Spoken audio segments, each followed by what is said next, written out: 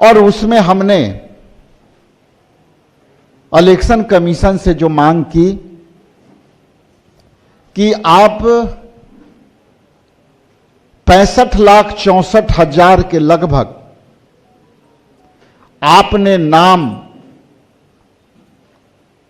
Voter list से अलग कर दिया और उनके ईपिक नंबर से बाहर कर दिया। उसमें हमने मोटे मोटे ये दोनों पत्रों के माध्यम से हमने सवाल किया था, जिसका सवाल अब तक हम लोगों को अप्राप्त है। और वो पहला सवाल था कि जिनको आप मृत पाए गए, जिनको आप अस्थायी तौर से उपलब्ध नहीं पाए गए, जिनको आप उस पत्ते पर नहीं पाए, इन सारी सेगमेंट में किन किन वोटरों के नाम आपने बाहर किया,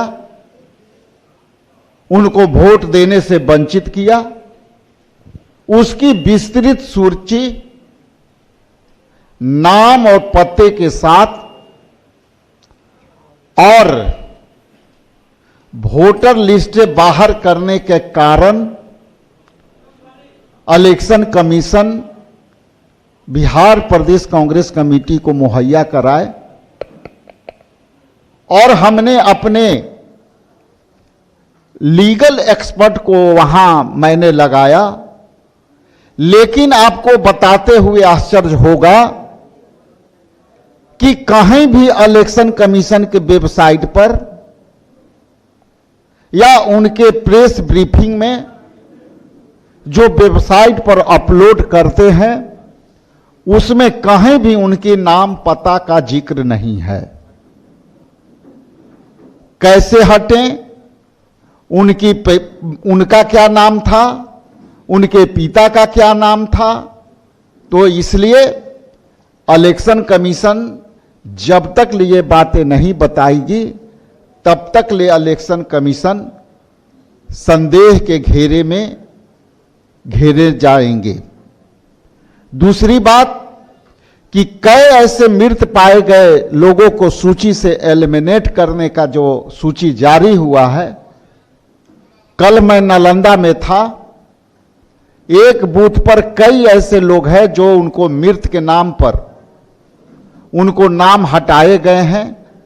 हम उसको आपके बीच उपलब्ध कराने के प्रयास करेंगे, क्योंकि अलग अलग जिलों से हम लोग प्रयास कर रहे हैं कि ये सारे मुद्दे से, चाहे वो मृत्यु पर के आधार पर छांटे गए हों, चाहे एड्रेस पर अस्थायी रूप से छांटे गए हों, उनके नामों के आपके सामने प्रस्तुत करूं। इसलिए विस्तृत जानकारी के लिए मैं अपना माइक आदरणीय प्रणव झा जी को सौंप रहा हूं। आग्रह है कि आपको संबोधित करें। बहुत बहुत धन्यवाद। धन्यवाद अध्यक्ष जी।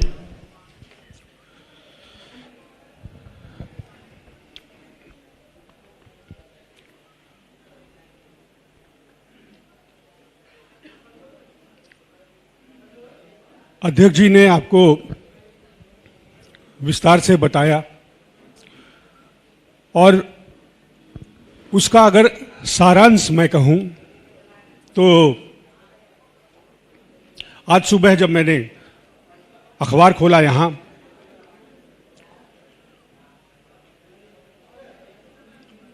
तो उसमें खबर पर मेरी नजर पड़ी और खबर का जो मतलब है वो है कि केंद्रीय मंत्री गिरिराज सिंह जी जिनके श्राद्ध में गए, चुनाव आयोग उनको ही श्मशान से उठा लाया है। मतलब ये वैसे लोग हैं जिनकी मृत्यु हो चुकी है। ये घटना बेगूसराय की, और ऐसे करीब से करीब 15 लोगों के नाम चुनाव आयोग की लिस्ट में है, वोटर लिस्ट में है, और कुछ तो ऐसे हैं जो कि 15 साल पहले जिनकी मृत्यु हुई है। तो इसके बाद कहने को कुछ रहता नहीं कि वोटर लिस्ट दुरुस्त करने के नाम पर जो खेल खेला जा रहा है सत्ता में बैठे लोगों के द्वारा, जिस तरह से सुप्रीम कोर्ट के ऑब्जर्वेशन की अनदेखी की जा रही है, उसको बुलडोज करने की कोशिश हो रही है। समय है जनता को जागरूक होने का, सरकार से सवाल पूछने का। और सवाल बड़ा सिंपल है, साधारण है कि जो प्रक्रिया वैधानिक नहीं है उसका निष्कर्ष, उसका परिणाम वैधानिक कैसे हो सकता है।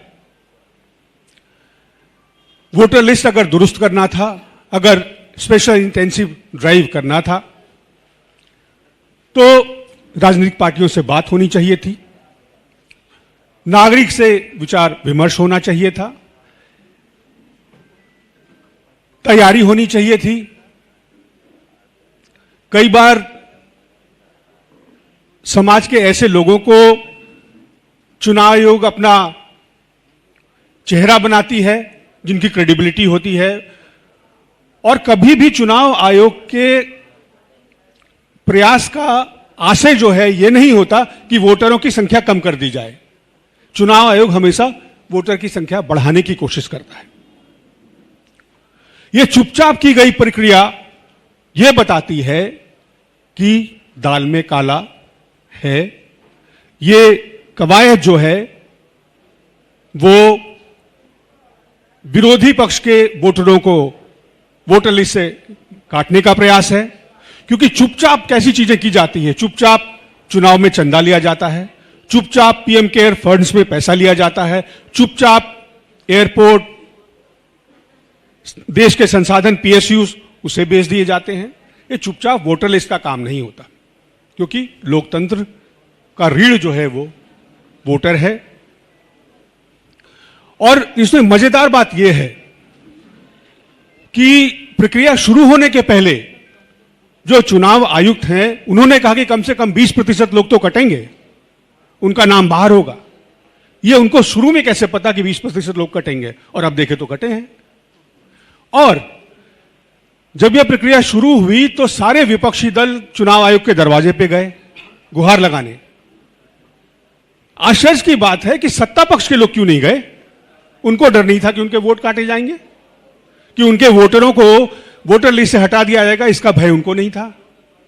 क्यों? किसी तरह का आश्वासन था? कोई सांठगांठ है? यह उनके मन में उनको डर क्यों नहीं आया? उनके मन में प्रश्न क्यों नहीं हुआ? वो शायद इसलिए है क्योंकि उनको भरोसा है कि उनके वोटरों का संरक्षण होगा। रोज संसद में प्रदर्शन हो रहा है। आज स्थगित हो गया क्योंकि शिबू सोरेन जी का निधन हो गया, लेकिन रोज संसद में प्रदर्शन हो रहा है। संसद में इसलिए हो रहा है क्योंकि संसद, सरकार तय करती है कि चुनाव आयुक्त की नियुक्ति कैसे होगी, और इस सरकार को देश के मुख्य न्यायाधीश पर, सर्वोच्च न्यायालय के न्यायाधीश पर भरोसा नहीं है। क्या यह आश्चर्य की बात नहीं कि प्रधानमंत्री को सर्वोच्च न्यायालय के मुख्य न्यायाधीश के ऊपर भरोसा नहीं है, क्योंकि उन्होंने चुनाव की नियुक्ति की प्रक्रिया से मुख्य न्यायाधीश को हटा दिया। लोकतंत्र के संरक्षण के लिए 3 संस्थाएं जिम्मेवार होती हैं: न्यायपालिका, निष्पक्ष चुनाव आयोग और मीडिया, स्वतंत्र मीडिया। अगर चुनाव आयोग की निष्पक्षता समाप्त हो जाएगी तो फिर लोकतंत्र हार जाएगा, क्योंकि तब आपकी आवाज दर्ज नहीं होगी, आवाज झूठ की दर्ज होगी। जो गरीब हैं, जो मजबूर हैं, जो पलायन करने को, जिनके पास कोई रास्ता नहीं है। 2-2 करोड़ लोग पोर्टल पर अपने आप को रजिस्टर करते हैं। करोड़ों लोग जो है वो 10,000 से कम आय के ऊपर आश्रित हैं। तो लगातार ह्रास होते